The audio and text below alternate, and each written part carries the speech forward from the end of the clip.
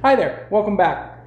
Do you guys remember in school when someone would ask a stupid question and everyone would laugh at them, and then the teacher would say something along the lines of, "Now everyone, there's no such thing as a stupid question." Those teachers were lying to you. There are such things as stupid questions. And how do I know this? Well, because I was the kid who always asked the stupid questions.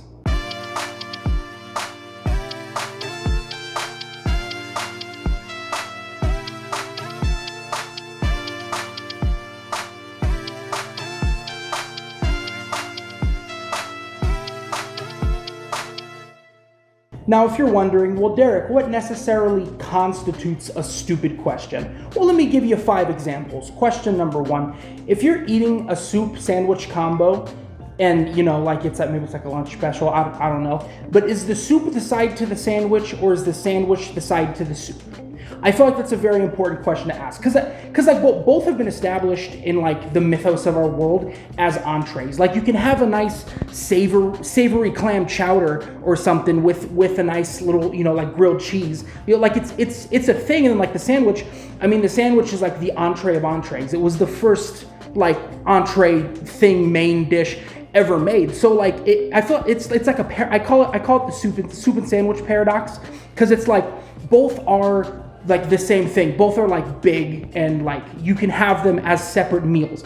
But if you're having them together, which is which? Like where in the hierarchy, what goes down, what stays up, what goes up, things like that. Because I feel like the sandwich is like a really important dish, right? But it's also like the simplest to make. And the same thing with soup. It's like soup could be more complicated and stuff, but most times it's just like broth with pieces of chicken in it. So like both can be relegated, both can be taken down or put back up depending on how intricate they are. But it's like it's a question I've legitimately like spent hours contemplating, because it's like I feel like it's a very just question. Like if you're having both, and both are equally entrees, but one has to be less than another, because it's never like, oh, sandwich and soup. It's like, oh, soup with a side of sandwich, or sandwich with a side of soup. So like which is it? I feel like that's something we need to, as a society, get clear on.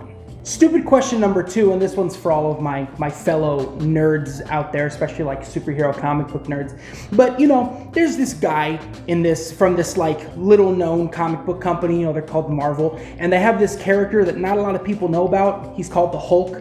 And like if you don't know by this point, which how could you not? But the Hulk as a character is this regular dude that anytime he gets angry, he gets big and he gets strong and he can fight things, like punching through walls and stuff, right? So in the mythos, I don't know, I keep saying in the mythos, I don't know what's wrong with me, but in the established lore of the Hulk, anytime Bruce Banner gets angry, he grows in size.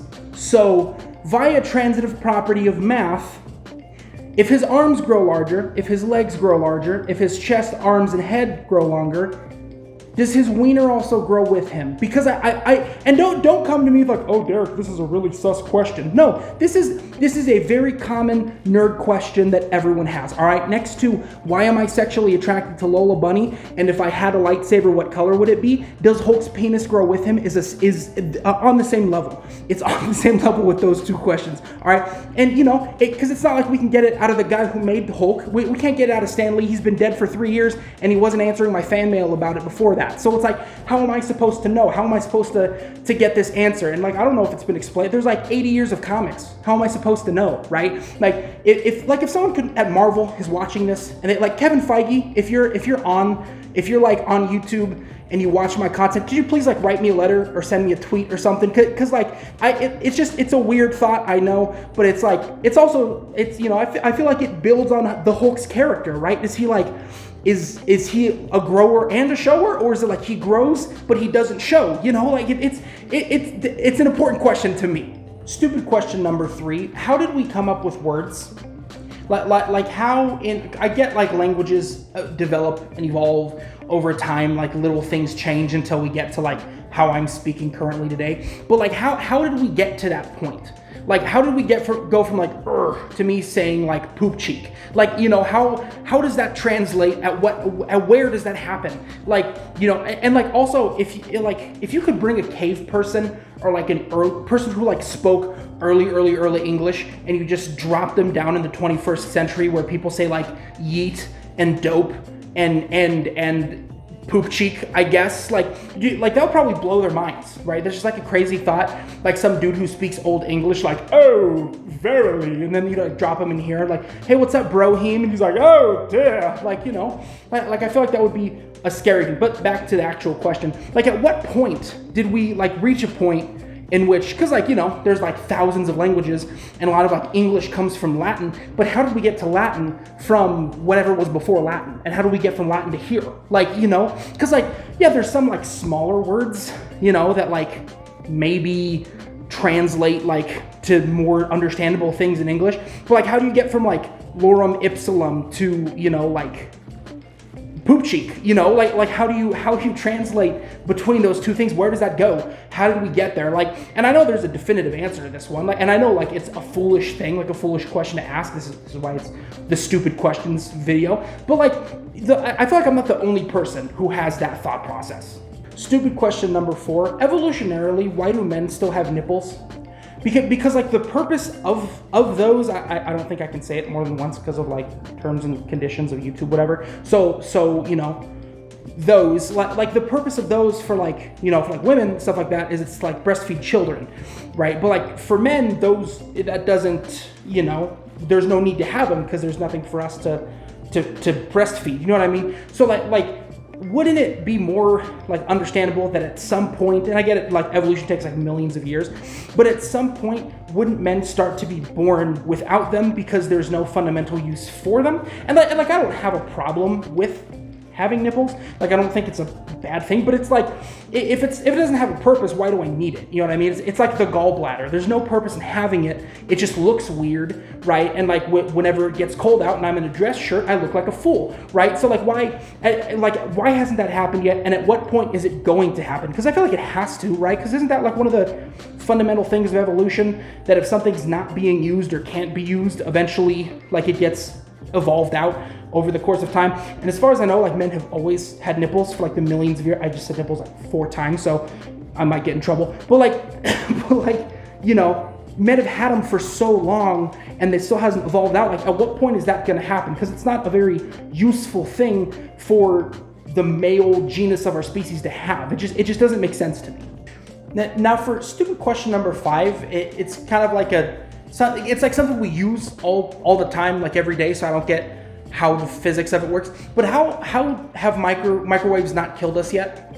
Because, you know, if like look over here, I have my microwave just chilling, right? He's just big chilling, right? But like, it's a box of radiation. It just shoots radiation at you. Like, how does that not kill you slowly over time? Like, is there something built in that keeps it from happening? And also, if I'm eating food from the microwave that is radiatory, that is covered with radiation, how does that radiation not transfer to me, right? Like, if I'm enjoying a nice thing of dino nuggies on my plate, how do those not give me radiation poisoning? You know, like what happens in between them getting heated and then them getting, you know, put in my mouth and through my body? Do I like, does the radiation like cook out, or does it just like disappear? Because I know there's something radiation-esque going on in there, and it's just looking at me all smug, ready to kill me. Like, how does that work? Like, how am I not dead after eating from a microwave my whole life? And that's gonna do it for our stupid questions for this week's video. So, I mean, I you know, judge me all you want. Say what you want about me. I understand they're dumb. All right, that's the point of this video. But, you know, I just feel like there's a lot of questions about this world I don't understand that are a lot simpler to other people who are smarter than me that I don't necessarily get. So like, I feel like I'll do more videos like this, especially if it entertains people, because that's kind of the point I do this. But yeah, if you like this, you know, comment, let me know. So like, oh, Derek, those are some awfully stupid questions. Or be like, oh, Derek, those are some really smart questions. Whatever you want to say, however you want to comment will be great. You know, comment, like, subscribe, all that jazz. You know, tell your friends, you know, a guy who has a hat that says girth that's on YouTube, you know. So like, you know, spread the word. Spread the word, my friends. I've got some really fun videos that I'm excited about coming down the pipeline, a couple weeks, couple months or so from now. So yeah, keep an eye out for that. And thank you for watching. I'm glad you're here, glad you're staying, and I will see you later.